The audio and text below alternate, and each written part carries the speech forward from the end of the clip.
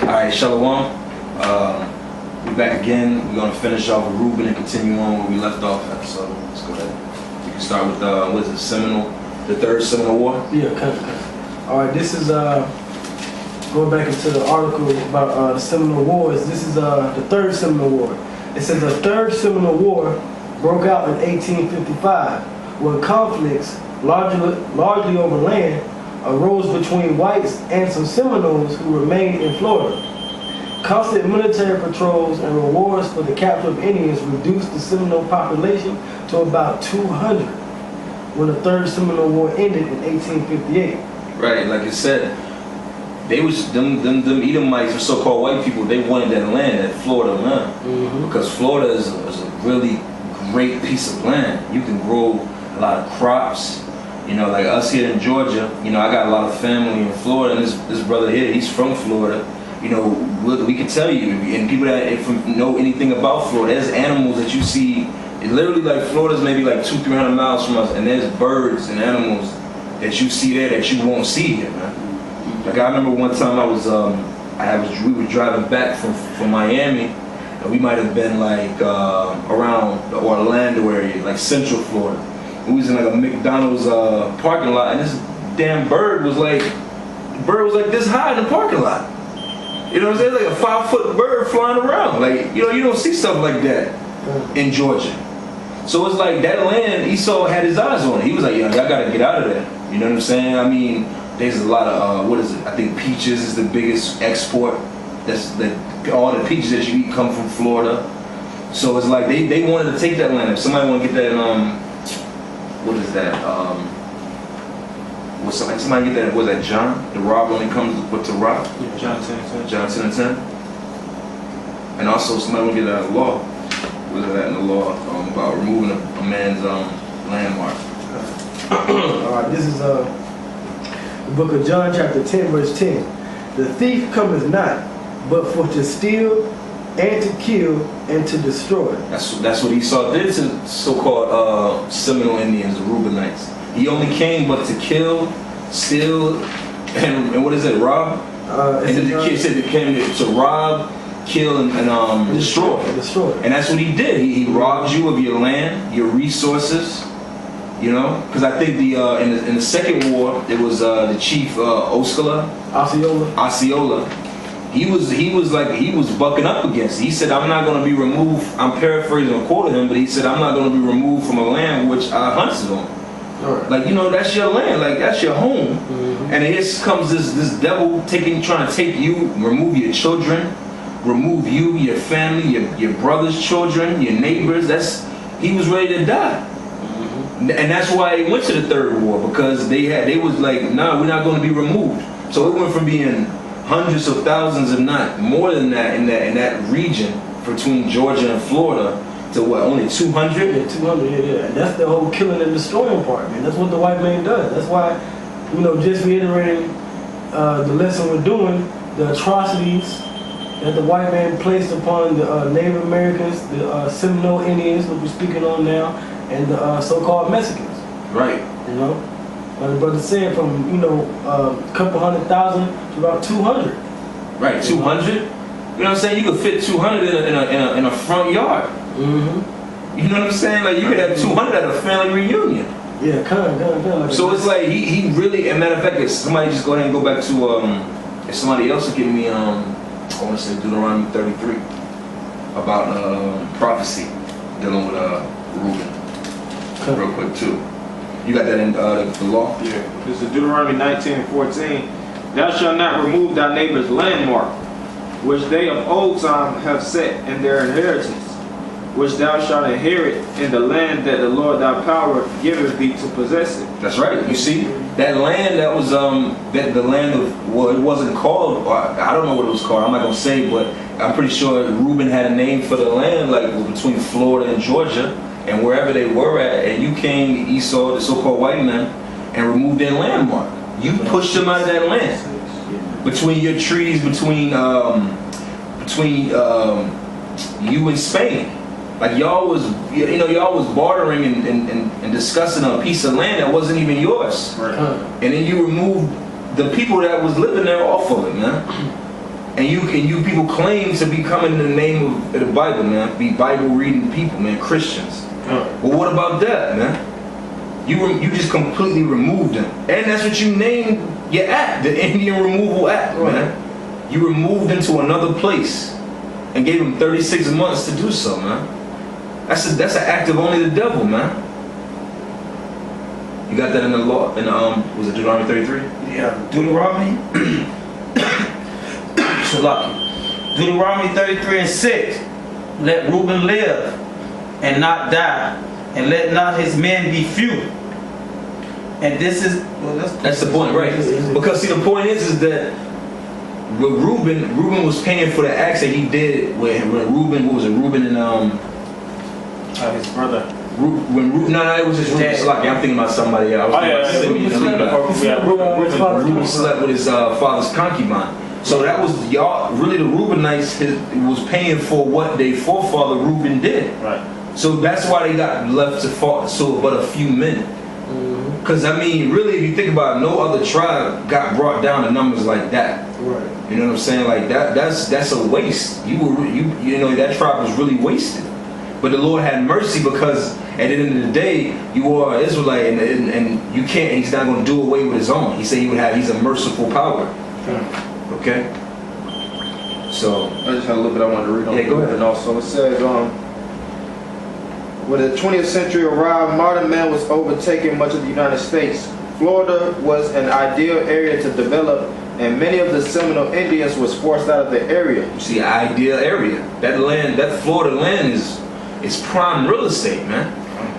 Like if you research Florida, the state of Florida is the #1 state for these damn crackers to retire and move to, man. They get old and move to Florida, man. That's why when you get to Florida, from the very top to the bottom, the price of land increases, man. The housing increases. You got houses down there in Miami that look like ghetto, and they be $250,000 easy. Because that's prime real estate. Like that's, you know what I'm saying? Like who wouldn't want to live in an area where 50 miles to the east or 50 miles to the west you got a beach, man? But then the weather's The weather's, I mean, year round. Like was it yesterday? Today's the 7th, right? Yesterday, yeah, today's the 7th, right? Yesterday, December 6th here in Georgia, it was cold. You know, and my mom, she lived in Jacksonville. I texted, I was like, I was talking to her. And I was like, man, just trying to stay warm. It's cold here. She's like, man, it's nice here. It's warm. What, like 70 or something? Like 70, yeah, 70 degrees. You know what I'm saying? Like I remember back when I was in the world, I went down to Thanksgiving. We had left from here. It was freezing. Right? Back to Miami, down there in shorts and short sleeves. And Thanksgiving time, November the 25th. So it's like, what better place? That's prime real estate. Yep. So yeah, keep going. Florida was an ideal area to develop, and many of the Seminole Indians were forced out of the area. Those who stayed ended up being forced to work for money. And if I could say, real quick, I just want to say another point too, is this Esau being the devil that he is. He knew that further down the line to get all these, it's a port city. You know what I'm saying? Anywhere where there's ports, it's a lot of stuff that come in, man. So all these different ships, they typically stop at Florida. I mean, most of the drugs, illegal drugs and stuff that come in, illegal immigrants, all that stuff come through Florida, man. And then it spreads out. So they knew that that's a major hub. There's certain areas in the country you have to control. Yep. You got something? I have to keep going. It said, I jump up a couple of verses on a couple of, let me see, the top of the paragraph. It said they typically hunted and fished the abundant waters off the coast of Florida, since we're talking about Florida. You see abundance of fish, man. To the west coast of Florida, you got the Gulf of Mexico. And the Gulf of Mexico, man, if you these rich Edomites, these white people that have money, they go to the Gulf of Mexico.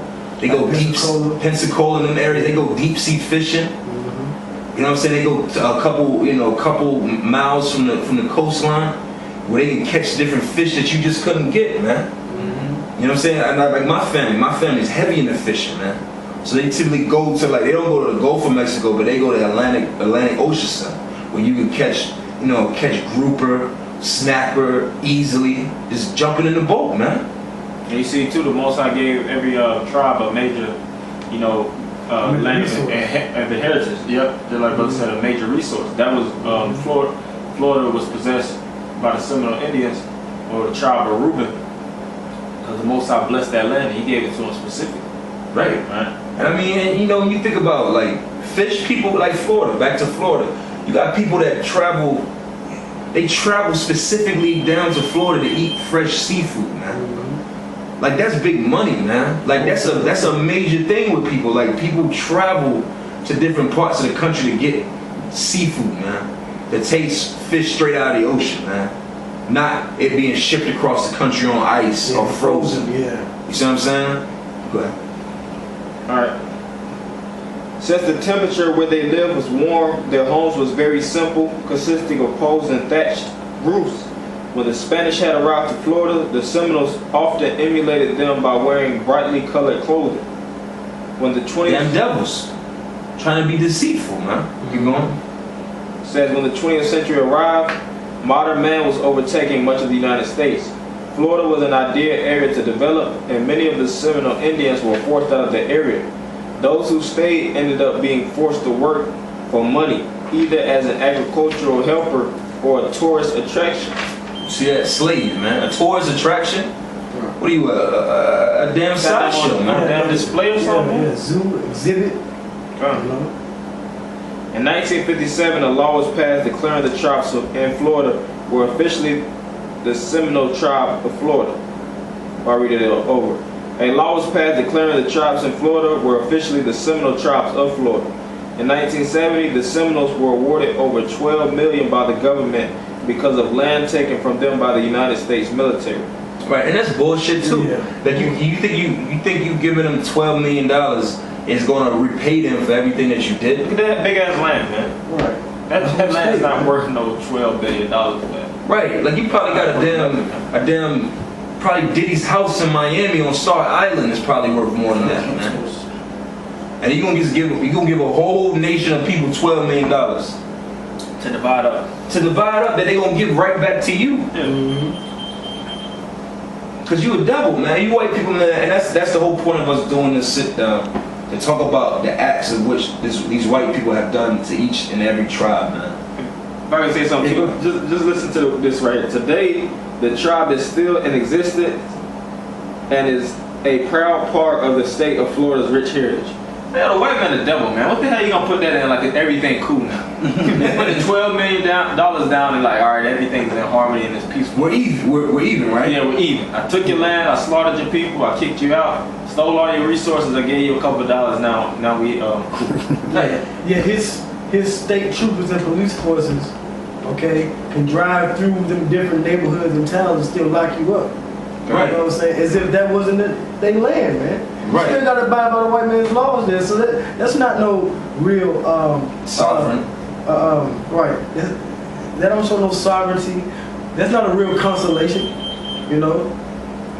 And that's why, you know, these crackers, they really got to be taken out by violence, man. They got to be a slaughter done unto them. Atrocities must be done to them. That's right. That's right. Cause I mean, like you said, they trying to like make it seem like it's all cool. Yeah. Like that's what they did. Like how much money you think these crackers is making off of using you as a symbol, using you as a symbol for the Florida State, the Florida State Seminoles. Mm-hmm. Okay, and everything else that they put your so-called face on in a sense of mockery.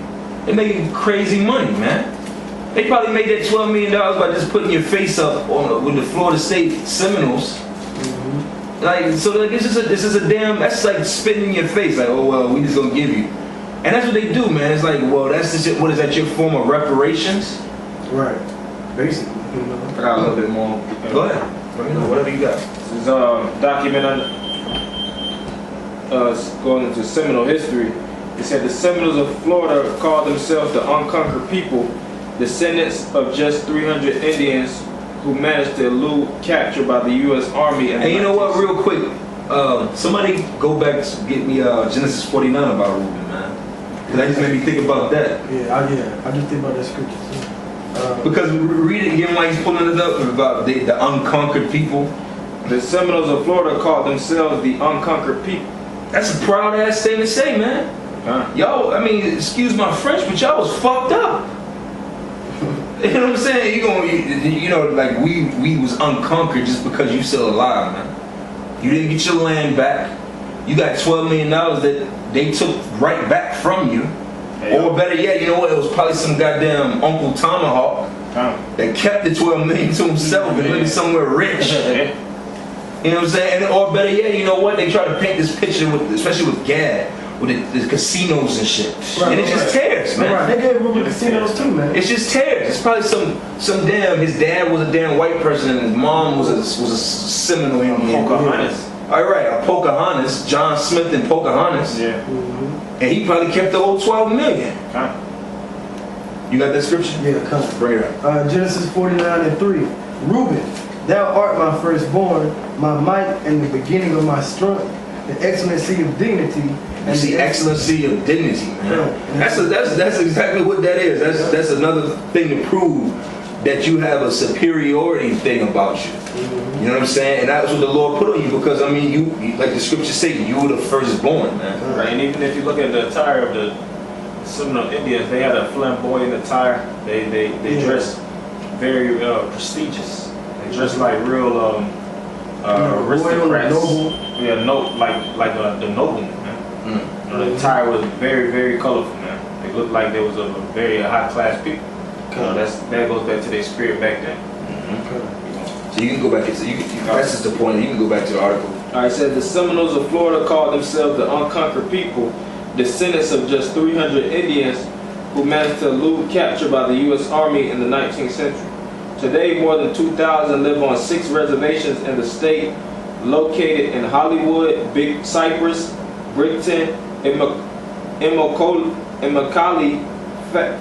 Fort Pierce, and Tampa.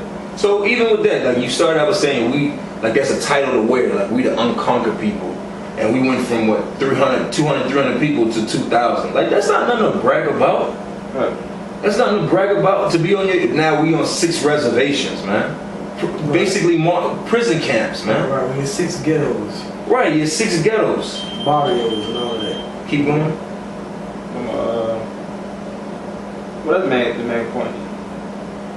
Because it's like I said, the thing about it is with our people, and that's a common thing amongst all the tribes, man. We be proud about nothing, man. We be proud, like that's really that's being proud. Like you're proud to brag about that. Like you're on your reservations, and really the cities that they push you to the parts of the state of Florida is like nobody want to be there.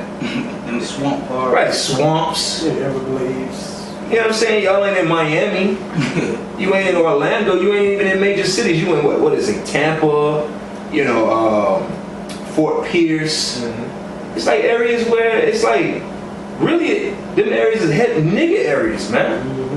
Yeah, they were the niggas. So that was it on that article. Yeah, that was the main point. So anybody else got anything on Reuben? We can switch gears. Anybody got any scriptures you was Yeah, I got one. What you got? Genesis 9:6, dealing with them devils, you know, as far as them killing the Reubenites and shedding their blood on the land. But this was the Most High got to say. Genesis 9:6, whoso sheddeth man's blood, by man shall his blood be shed. So that's where the proudness should come at. You know, they should be, instead of talking about they wasn't conquered, they should be talking about shedding these devils' blood. That's right. Which is gonna happen anyway. They return back to their nationality, elect or Reuben is gonna take these crackers out. Right. That's pretty much And it. the Most High revving up the spirit of these different tribes also, man. You know, starting from the tribe of Judah on down. You know, these Reubenite tribes, brothers from the tribe of Reuben are, you know, waking up. Brothers from the tribe of Gad, Judah, you know, from all the 12 tribes, you know, we uniting and getting prepared to take down this devil, man. That's what your mindset should be toward. Overcoming the evil white man that took you down. Because when you go into history, you know, this white man played a major key role in taking down each and every one of us, man.